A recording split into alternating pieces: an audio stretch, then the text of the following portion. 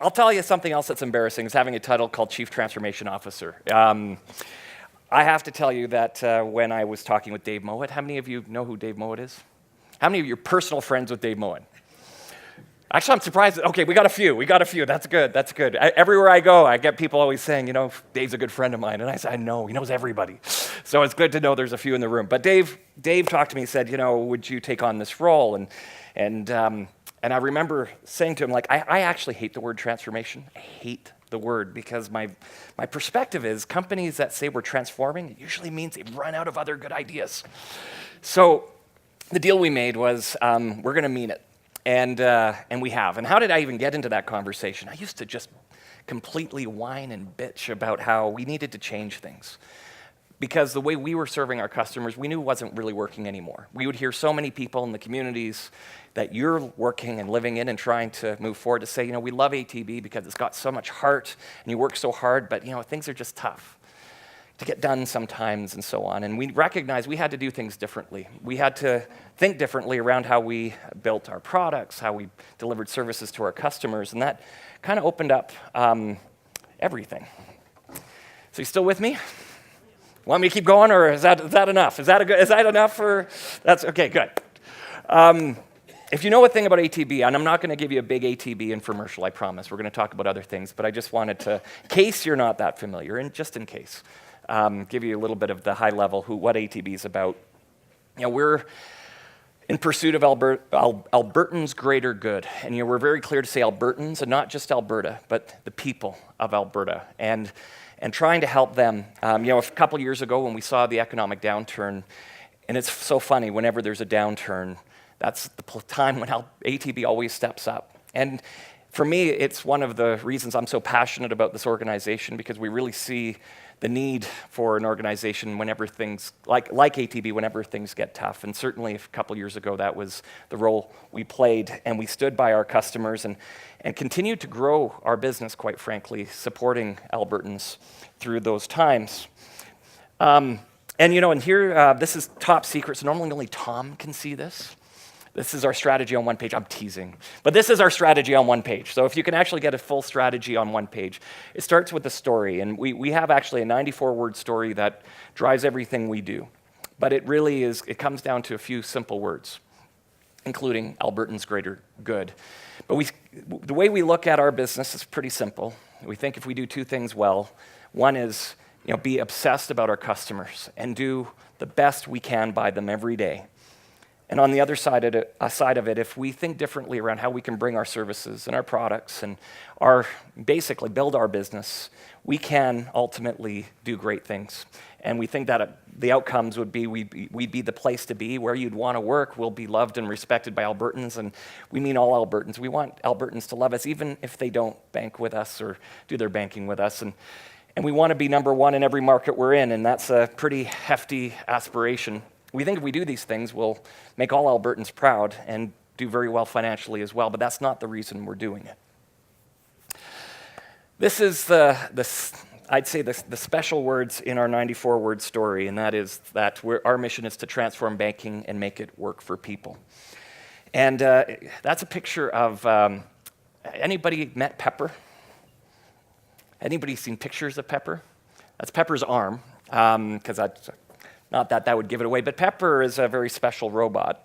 In fact, it's built by a company out of Japan called SoftBank, and they've been creating these robots for quite a long time in Japan. Because they have an aging population issue, they've been creating robots to actually help more elderly people do things around their homes that they can't do themselves. And because they have such a labor shortage in that country, people are not easy to come by to do that work. So they've been creating robots to do it. And then I think somebody finally said, there's got to be other applications for that.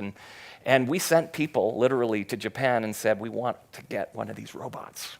And we were actually the first financial institution in the world to actually put a robot to work. Now, I'm not going to lie to you, couldn't do a whole lot. We were disappointed. It dances, it looks cute, says funny things. It will respond to you, but it's a bit limited. But we have been playing for the last year with Pepper. We actually have two of them, to see how they interact with people and using artificial intelligence to build an engagement model. And it is interesting. I'm going to tell you a couple secrets we learned about Pepper. People will tell Pepper things they won't tell another human being. Because Pepper won't judge them, at least they think. Pepper won't judge them. Pepper is more judgmental than you think. I'm just kidding. That's not true.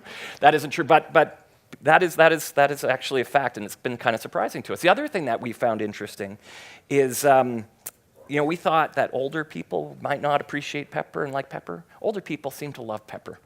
Young people love Pepper. You know who doesn't love Pepper? People like me. And apparently, we just don't connect with Pepper the same way, and it's quite fascinating to see that. So anyway, these are learnings with Pepper, but we are trying to transform banking. And why did we say we need to transform? Our industry is facing competitive threats. Amazon could announce opening a bank tomorrow, and we totally acknowledge that. Now, would they? Maybe not. There's a lot of challenges if you're a financial institution because you have to deal with regulatory restraints and so on, but that could change too. The regulations are changing. In the UK, in the year 2013, they changed banking regulations, basically opening it up. And literally, there's been almost a bank a week opening in the UK since 2013. There had only been about a dozen banks opened in the previous 100 years in the UK. So that's pretty fundamental change. And if you're a large British bank like Barclays, you're looking at the world very differently today than you were 5 years ago. And quite frankly, they're scrambling, trying to determine how do they continue to drive a great value proposition when their business is sort of being eaten out around the edges. And we recognize, Canada hasn't really gone there yet, but it could very well go there tomorrow. And the last reason that we needed to transform is the technology transformation that's happening in front of all of us. And I'm sure we all see it happening around us, but I'm going to talk about it today. And how many of you would consider yourselves really tech savvy, like on the cutting edge of where technology is? And I want to know who I'm talking to here because I might be much more shy if you guys are really strong experts in that space. Okay, a few feel pretty good, and that's okay. You know what? That's the beauty of technology today is we don't even see it happening to us. This is just important. We think ATB is important enough to Alberta that we can't afford to fail.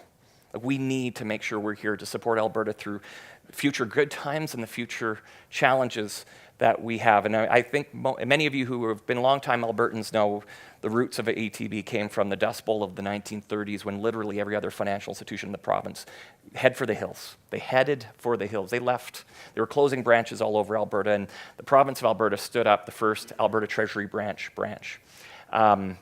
And we've never looked back. And we believe strongly that we're an important part of a province that's going through the transitions we are. Let's talk about technology. So, start with digital transformation.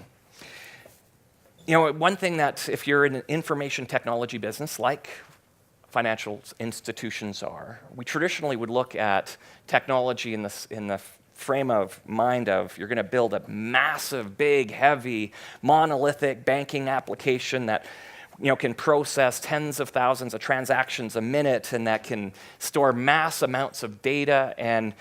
And we've been building these types of systems since the 1970s.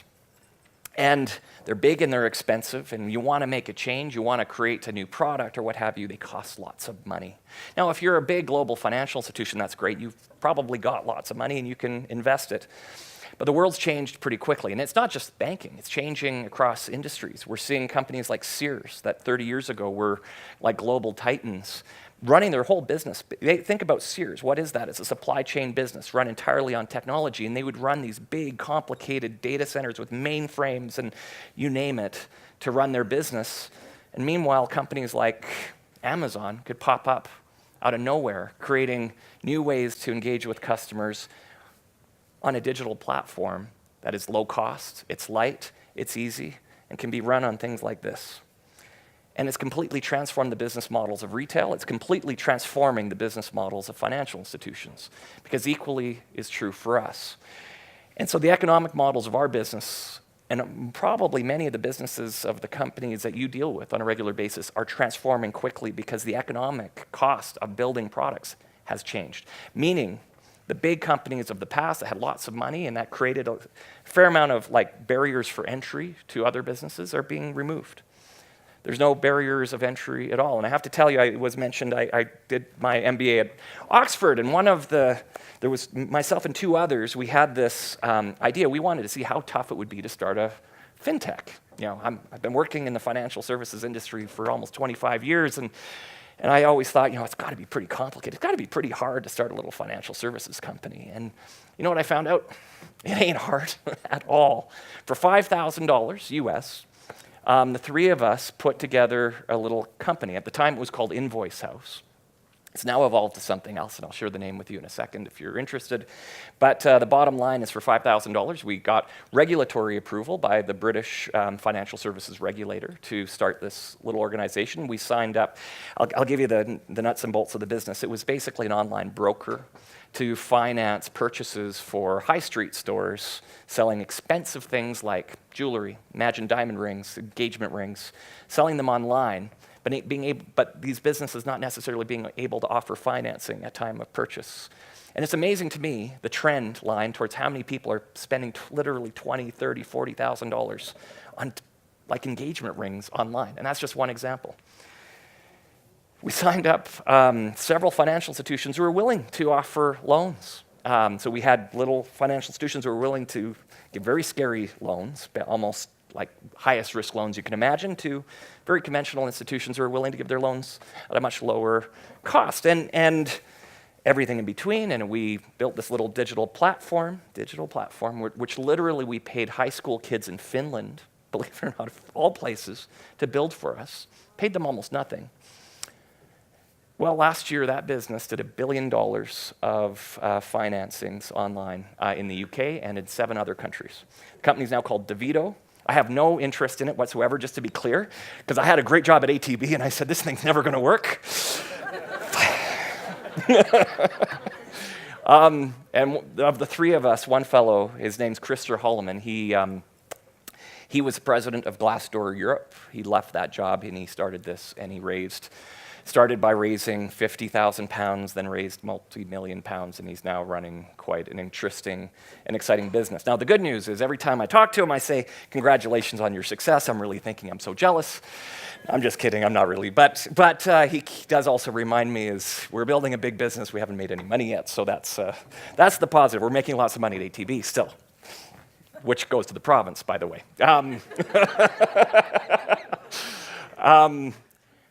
The digital transformation is changing the way all our businesses work, and it's equalizing the playing field for small businesses to large businesses. If you're a larger business, you got to be thinking about how this is changing your world. Part of that change is coming from the cloud too. Historically, you would think of the best technology available in the world would be in the hands of large businesses, multinational, global titans who could afford to buy the biggest computers in the world. Like the world's greatest computer in the late 1970s would have cost you in the neighborhood of $30 million for one computer that was less powerful than this phone. That was the Cray supercomputer. And literally had less ability to transact. Let me say this differently. It couldn't process as many calculations per second as this device. And it was a $30 million cost. Companies like Sears had multiples of them. And so the best technology in the world was always in the hands of these large corporations, and that isn't true anymore. And one of the biggest drivers of that change is the cloud. So who's heard of the public cloud? Okay, there's a few. Who's heard of the cloud in general, just to get a sense here? So you know what the cloud is conceptually, right? Like it's a place where you can store things. It's not on your device, it's not on your PC, it's not necessarily on the data center of a company you work in anymore. You're storing stuff in the cloud more and more often, although we're still at the beginning of this revolution. Google is opening a data center a month globally, which is how they run their cloud. But the public cloud sounds like such a bad word. It sounds like dirty almost, like it's like a public washroom. But it's not. It's actually interesting. The cloud is a completely different construct than anything we've seen before. Google, Amazon, and Microsoft have really led the way, and other organizations are trying to catch up, like IBM. But Google is opening a data center a month. Amazon is running at a similar pace. And what they're doing is they're creating mass Like they're literally at scale building these data centers to really bring down the cost of technology for everyone. What does that mean? What does that mean? Well, does anybody have a Gmail account? Yeah, how much do you pay for, like personally, right? Like how much would you pay for that? Nothing. And how can they give away something for nothing? It's because the scale of the cloud has brought the cost of data down to almost zero. So they're giving it away. Now they're charging businesses for it, but not very much. But let's just take that a step further. If you were to go to Best Buy and buy a 1 terabyte hard drive, you're probably looking at $100 or something like that. You can literally you can store a terabyte in the cloud for pennies a month. They've changed the economics. So if you're, again, a small business getting into business, you can store mass amounts of data at a very, very low cost, and you've never built a data center. You don't have a mainframe computer. Well, you want to access computing power. Well, that's interesting too.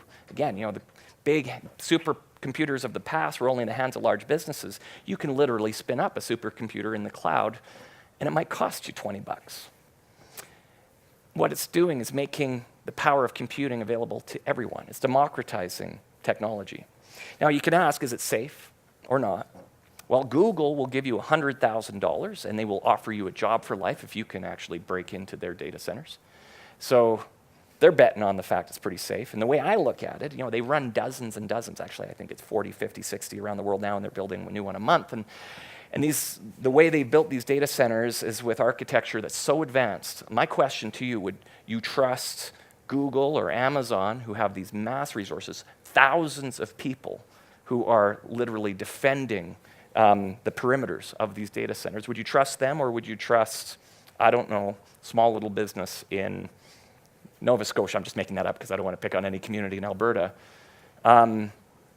to store your data for you? Who would you trust? I would trust Google. I don't know. How about who would trust Google? Okay, little guy in Saskatchewan, no offense, Saskatchewan either. Little guy in Nova Scotia. Okay. And that's changing the world. Now, every now and then you hear about organizations that have had issues with the cloud. It's usually from a user perspective. It's really never been from the clouds themselves. I'll give you a perspective on that. Google has only been breached, I believe, 3 times is the number I've been made aware of. And you know who breached them? Who wants to take a guess? Who actually broke into Google? Well, Google, good question. Or a good answer, but no, actually Google didn't break into their own. I'm sure they test it and wouldn't report that if they did, but actually it's the Russian government, it's the American government, and it's the British government. Now, how did they do it? Is it they're really good programmers or something? They have nuclear submarines, and they figured out that because Google's network is global, and they've got data centers all over the world, they connect them with cable underground. And if you go to the bottom of the Pacific Ocean, which is exactly what the Russians and the US governments did, they actually put their submarine on the bottom of the ocean, cut in to the cable that was connecting the Tokyo and San Francisco data centers with Google. So that was about 6-7 years ago. So what Google did is they actually now super encrypt data between their own data centers, whereas they would normally have just encrypted it between consumers and businesses and their data centers. So the point being is that that is now unbreakable. So thanks to those governments that they've even figured that out. And there's something called sharding, and I'm not trying to go into too much detail, but when you put your data in a public cloud, be it Amazon or Google or Microsoft, they actually shard your data. What does that mean? Your data is never in one spot. So if you're worried about Donald Trump being able to get your data, he can't do it. In fact, the US Army could run up to a data center, any one of Google's data centers, and say, we want data. They can't give it to you because there's no whole data in any data center they run. Your data centers, your data, let's say you store your email in Gmail right now, or with Google, they actually break all your data into 8 pieces. So there'll be, it's a fragment of data that people would be able to get if they were able to successfully knock over a data center. The point being, the public cloud's the safest source for data or for anything in the computing world. So the question is, why isn't the whole world there? Well, the whole world's going very, very quickly to the public cloud. And it's happening at an incredible pace. But guess who's having the biggest problem with it? It's the large multinationals who've invested millions, if not billions of dollars on their own technology. And how do you amortize that? How do you write that off to make a move here? It's hard. So what this is becoming is the equalizer. This is the great equalizer for small, mid-sized business to take a run at larger businesses. So I have a really bad joke. I'm going to share it with you, though, because it works really well sometimes, depending what your audience is. But artificial intelligence, AI, the joke is that, at ATB, we're starting to master AI. We just haven't figured out AV yet, because never, I know it's not that funny, but never fail. We have technology problems, but with a great crew like this, we're not going to today. But when it comes to presentations, that is. Artificial intelligence, it sounds scary, and it might be. I don't think it is personally. You'll hear of leaders, business leaders, or scientists talk sometimes, though, about the advancement of AI and artificial intelligence, the pace at which it's going. We'll talk about that pace in a moment, but and how it could become threatening to us as mankind, as people kind, I guess. Okay, and I'm not that funny. I do try really hard. I'm going to be honest with you. But regardless, artificial intelligence is developing very quickly, and we don't really know exactly what it could do. And Stephen Hawking, who unfortunately passed away just recently, he was starting to become more and more dark around what artificial intelligence might do. I will tell you, I'm an optimist. I am really excited about artificial intelligence and its possibilities. And I'll give you one example, and it's called robotic process automation. How many of you have heard of robotic process automation? A few. It's changing the world in a good way, in my humble opinion. And it's creating change as well, but there's a lot of work in the world that we've struggled to do that is hard to get done. And a lot of it is very manual, data entry type reliances. When you think in the terms of a financial institution like ATB, we are nothing but processes. And there's 5,300 of us across Alberta, and I will say to you, is one of the biggest challenges we always have is we don't have enough people. We don't have enough people to serve our customers. We don't have enough people to talk to our customers. When they are working with customers, too much of their time is doing this, and not enough time is actually having an engagement with a business or an individual so that we can actually understand what their needs are and help them. Robotic process automation is going to be a big game changer for us so that we can turn more of our time into that customer focus as opposed to just getting stuff done. And we just actually put in our first end-to-end RPA automation, or robotic process automation, and it's kind of cool. Like many financial institutions, we have complex historical systems, and we were looking at how do we fix something simple like address change. One of the things, this is going to sound crazy, but we occasionally screw up when a customer moves. And what happened? Yeah, I know, this should be pretty simple, right? But it's not, because we're a financial institution, we're good at making things complicated. But literally, you would phone our contact center or self-serve, you would try to change your address, and it would go in. And the problem is we had like 7 or 8 systems that your address change has to go into to make sure everything is captured properly. So that would mean an individual, when they're taking your address change, would have to enter it once, enter it twice, enter it 3 times, 4 times. And let's just say they got distracted by something for a moment, and they go back and, did I do that one or not? I think I did okay. They went to the next one. We missed one system. And all of a sudden, we've dropped the ball for a customer, because it might mean their tax forms get sent to the wrong address. It might mean that we're sending their statements somewhere to the wrong place. It might mean you're getting this statement, but you're not getting that statement, and little things like that. Now, it doesn't happen that frequently, to be fair, but when it does, it's a big deal. Well, we just put in our first end-to-end RPA process, and now a team member only has to put it in once, or you only have to do it once if you want to do it yourself, and the robot does the rest of it and puts it in all the places, and it does it right every time. Completely changing the experience for our customers. About 1.3% of all the complaints we get from customers, believe it or not, is that we didn't change their address right.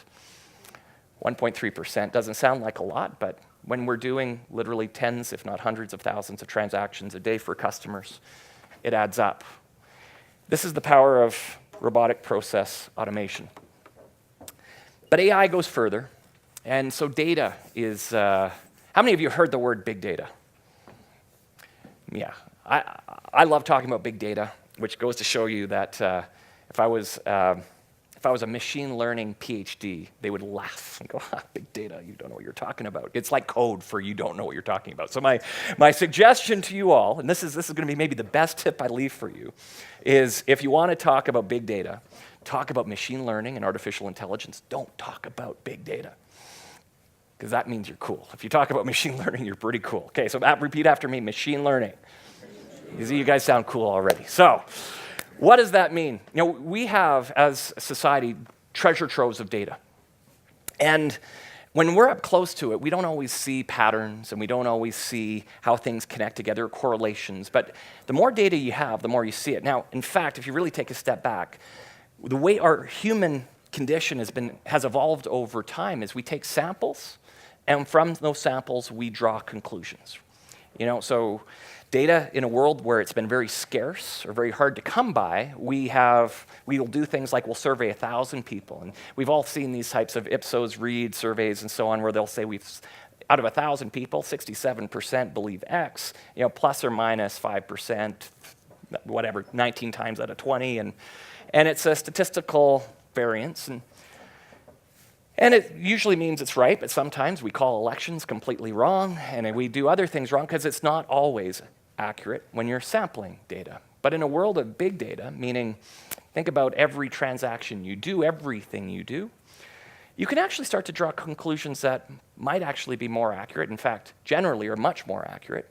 When you're comparing a data set of millions of pieces of data versus 1,000 individual pieces, you can actually change the way that we see the world. And that is actually exactly what we're seeing with big data today. Now, if this can be good, it can also be terrible. There's a famous story with Target in the United States, and please stop me if you've all heard this one, but it sent a 16-year-old girl, congratulations, you're pregnant, letter in the mail because they knew she was pregnant, her dad didn't. That was not so good. So big data done wrong can be bad. Big data done great can be amazing. Imagine a world where you're going to the bank and you don't have an overdraft, but it says, you know, we recognize based on your spending patterns, you're probably going to spend more than you need. Would you like us to make, or more than you have, would you like us to make a $200 overdraft available for you right now? Or a place where you walk into a car dealership where your phone just pops up and says, we notice you're in a car dealership, and based on your repair history on your current car, we thought you might want to know you can afford a car of up to X amount, and we have the loan pre-approved. The world like that is actually at our feet, and it's about to come to us very, very quickly. And that is the world of big data. And it's the world of using supercomputers in the cloud that can process mass amounts of data. To give you a sense of that, we spend a lot of money on our data centers at ATB. We have a goal to be 100% in the cloud within a couple years. We spend a lot of money, though, on our data centers. And like most organizations our size would, you know, we have 750,000 customers. We run great data centers. We have great technology in them. But our data science team was performing a calculation not too long ago within, you know, the computing power we have available to us, and it was taking them 3 weeks. They ran the same operation in the public cloud. How long do you think it took? 3 weeks. Our computer's running full blast, and this is expensive gear, tens of millions of dollars a gear.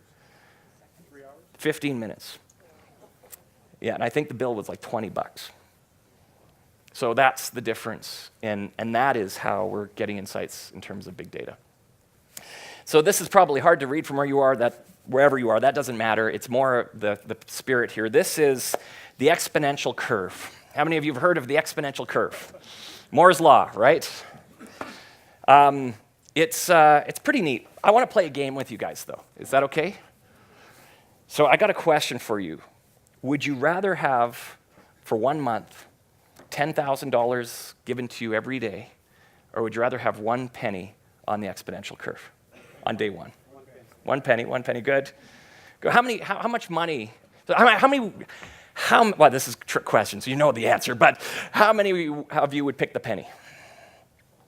You are brilliant people. You are very brilliant people.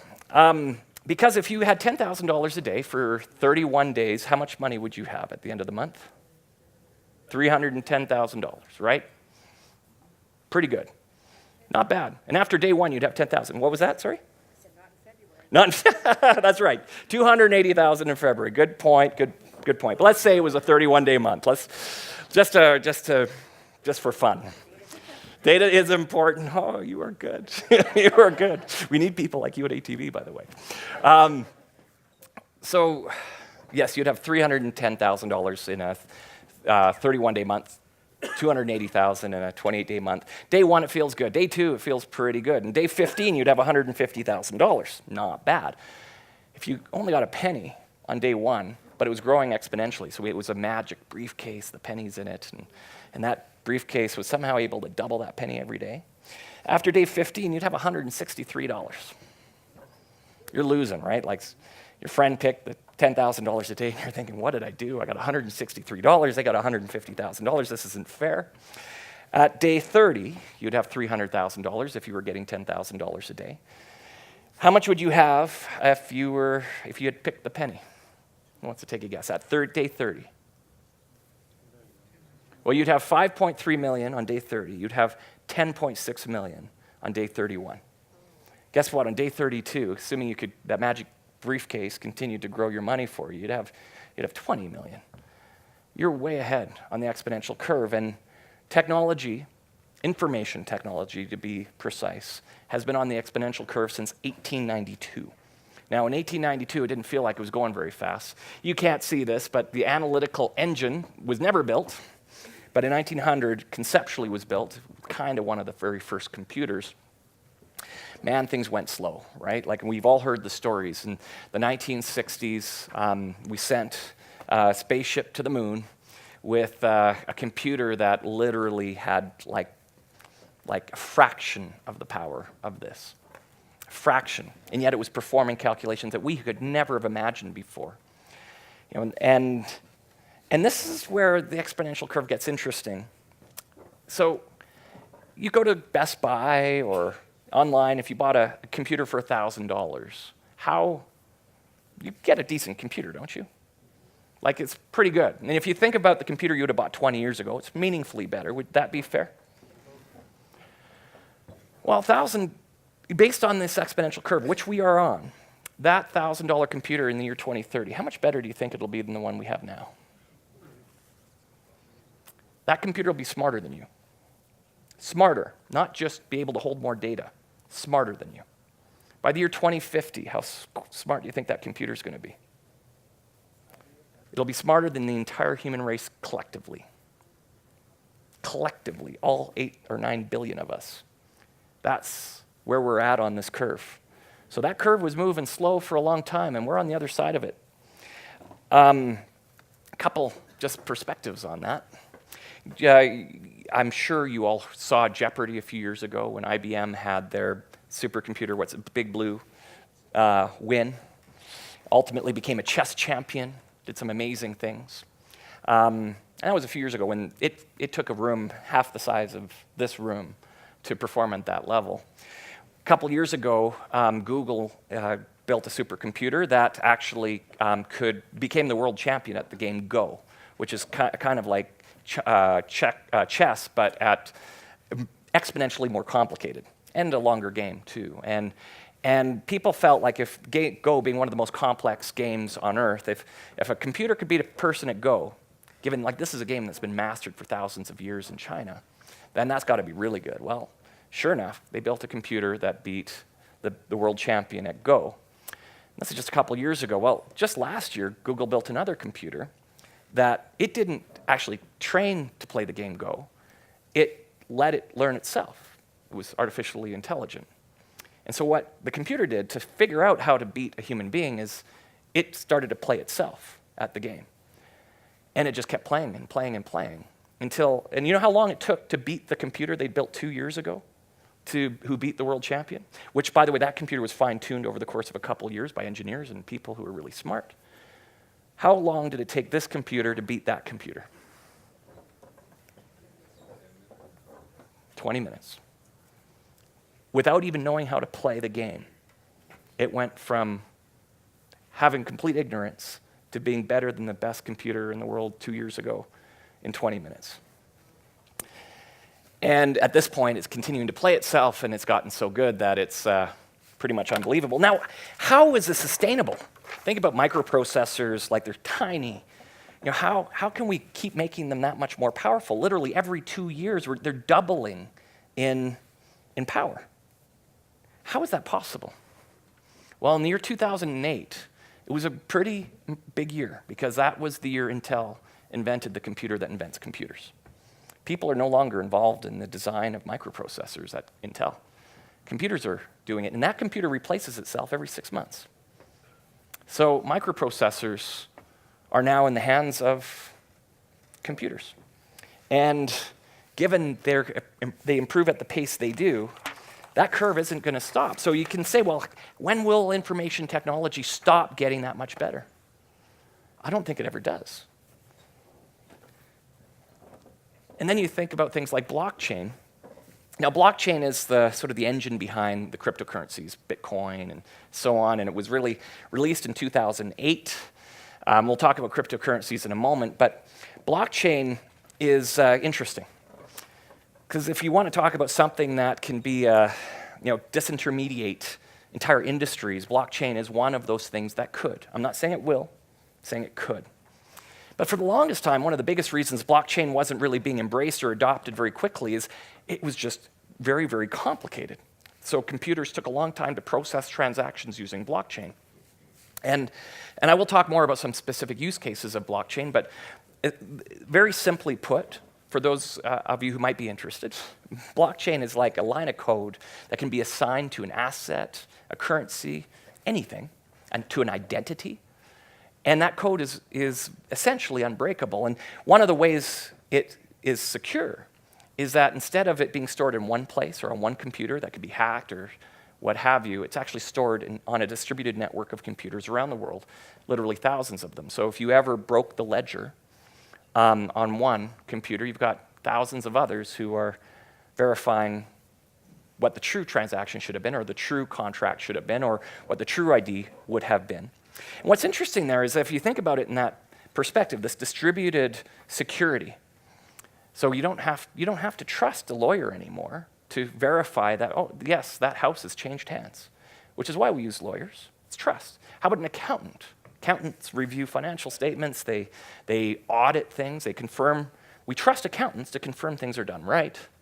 Well, if you have blockchain and you have literally thousands of records and people who can verify that based on this distributed ledger, you maybe don't need accountants anymore. And heck, maybe you don't need banks, because if you can exchange currency using blockchain, which is what Bitcoin is, where two people can exchange currency and you never needed a bank to verify it, well, you're changing the world. Now, here's the problem with blockchain.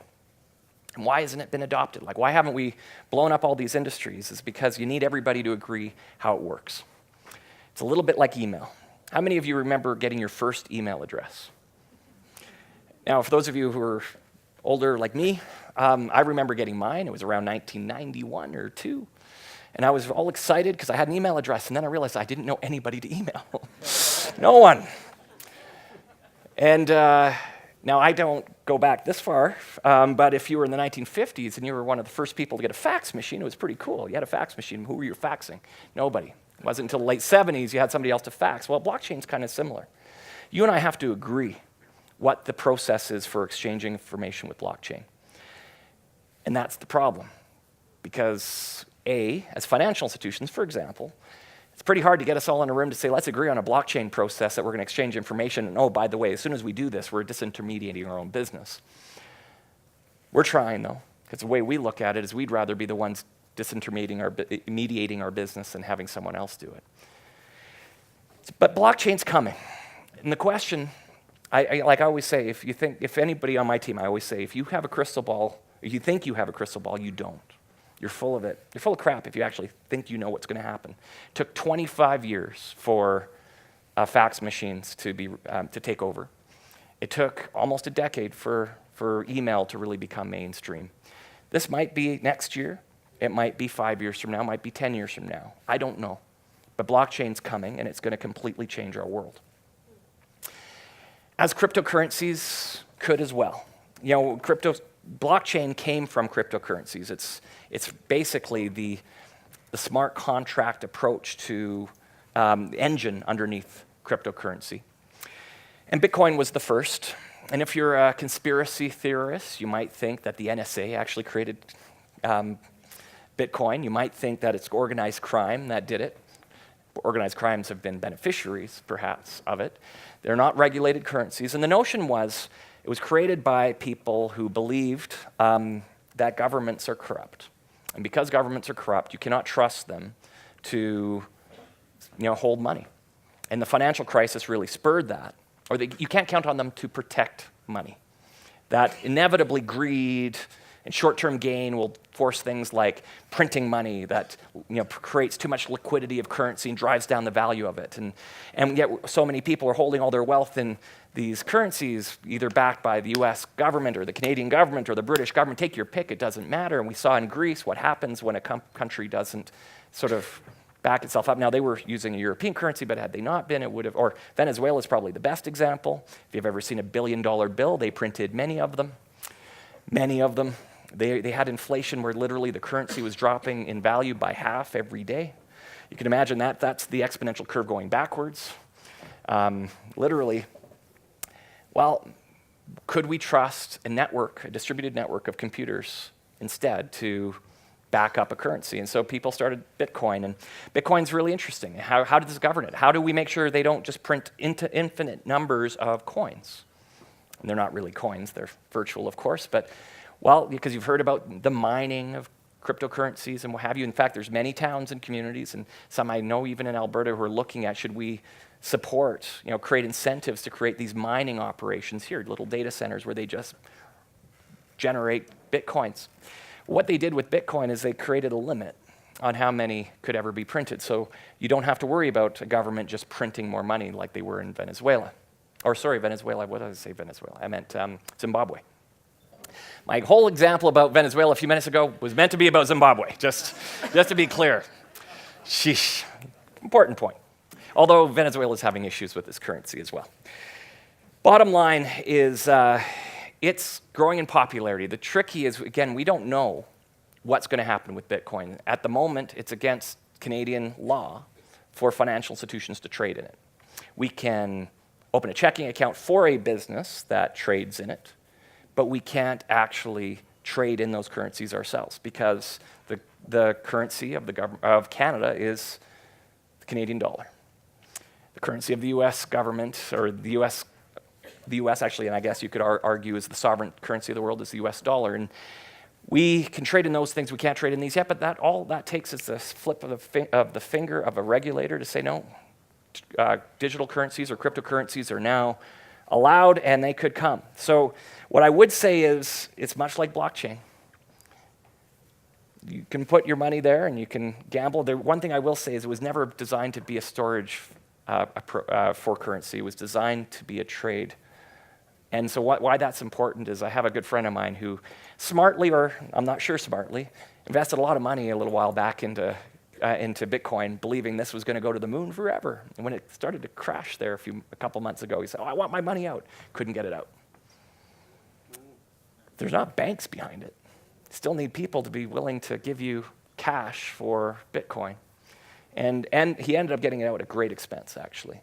So point being that it's not part of the mainstream yet. Bitcoin is interesting. I would strongly suggest you don't let your grandparents, if you have any, invest their life savings or anything like that in Bitcoin, but it is interesting and it might become an important part of our future. You guys still with me? Let's talk about some practical implications of technology. Self-driving cars. In 2008, Google produced the first self-driving car. Anybody want to take a guess how much it costs to produce a self-driving car? $250,000 just for the sensors they put on the automobile. Now, so at that time, they went to Ford, they went to General Motors and everybody, and they said, there's no way anybody's going to spend $250,000 just for the sensors on the car, never mind the car. Well, guess how much it cost in 2014? $10,000. So now, Tesla got interested. They've produced, almost self-driving cars, and we're seeing that technology be used by other companies. Unfortunately, the bad incident with Uber just this past week, but the technology itself is advancing quickly. How much does it cost to buy the technology to produce a self-driving car today? Under $1,000. That's the curve we're on, and that's why self-driving cars will be everywhere in no time. And I already talked to you about the pace of computers. Let's talk about DNA sequencing. Who remembers Bill Clinton proudly declaring the US as the world superpower because it was the first country to completely decode the human genome? Who remembers that? It was 1997. A few of you. It was a big deal, right? Like, you know how much it cost? How much they spent to decode the human genome in 1997? $2.7 billion US. It's crazy. Crazy. You know how much you can do it for today? It's under $100. Under $100 to have, to sequence the entire human genome. So DNA. Let's talk about storage. 1981, 1 gigabyte of data cost $300,000. Today, it's free for all intents and purposes. But if you really want to go buy it, it's close to free. So we're living in this world which has become a conundrum. Technology's moving at a pace that it's going to completely disrupt everything. Yet it's making everything, so that exponential curve that goes up, that just means that technology is accelerating at a pace that's just almost mind-boggling. It's also changing the economics behind everything we do. Industries that have been around 1,000 years, like, banking, are completely, fundamentally going to be disrupted. We just don't know how or when, but they are. So the world of opportunity, problems can be solved. Computers can now see cancer in people years before doctors would ever diagnose it. Like, the world's changed. It's exciting and it's scary. And that is the conundrum in which we live. And when I bring it back to ATB, here's the commitment I will make to you on behalf of ATB, is where we are going to embrace this change, and we want to lead it. We are likely the largest investor in information technology in Alberta, and you probably have heard many of our leaders in our province and chambers and organizations and communities saying, we have to embrace technology and we have to bring it home. We want to be a part of that by helping drive more of that activity in our province, and that is exactly what we intend to do. So, with that, have I gone over time? Yeah? Leanne, okay, sorry, I apologize.